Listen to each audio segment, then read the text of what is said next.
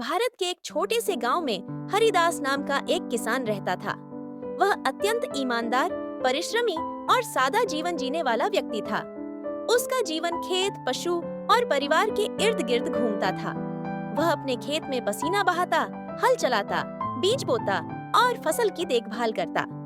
उसके पास बहुत ज्यादा जमीन नहीं थी, लेकिन वह अपने छोटे से खेत में मेहनत करके अपनी आवश्यकताएं पूरी कर लेता था। हरिदास का एक ही सिद्धांत था, ईमानदारी से बड़ा कोई धर्म नहीं। यही सिद्धांत उसने अपने बच्चों को भी सिखाया था। एक दिन की बात है, हरिदास अपने खेत की जुताई कर रहा था। अचानक उसके हल की नोक जमीन में किसी कठोर वस्तु से टकराई। उसने हल रोककर खुदाई शुरू की। थोड़ी ही खुदाई करने पर उसे एक बड़ी सी तिजोरी मिली। पहले तो वह घबरा गया, लेकिन फिर हिम्मत करके तिजोरी को बाहर निकाला। तिजोरी खोलने पर उसकी आंखें फटी की फटी रह गईं। उसमें सोने के सिक्के, जवाहरात और बहुमूल्य आभूषण भरे थे। हरिदास कुछ देर तक सोचता रहा। इतने सारे धन को देखकर उसका मन विचलित होने लगा।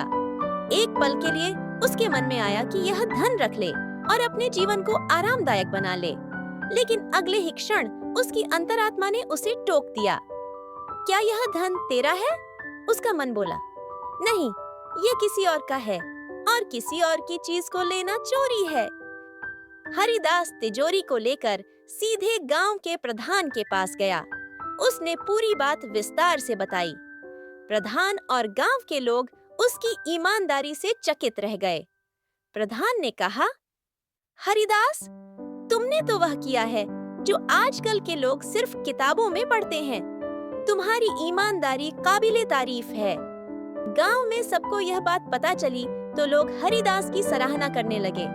कुछ ही समय में यह खबर पास के शहर के जिलाधिकारी तक पहुंची। जिलाधिकारी ने हरिदास को अपने कार्यालय बुलवाया। वहां उसने हरिदास की प्रशंसा की और कहा, हमारे देश को ऐसे ही ईमानदार नागरिकों की जरूरत है। जिलाधिकारी ने तिजोरी को सरकारी खजाने में जमा कराया और हरिदास को पुरस्कार स्वरूप 10,000 रुपये दिए।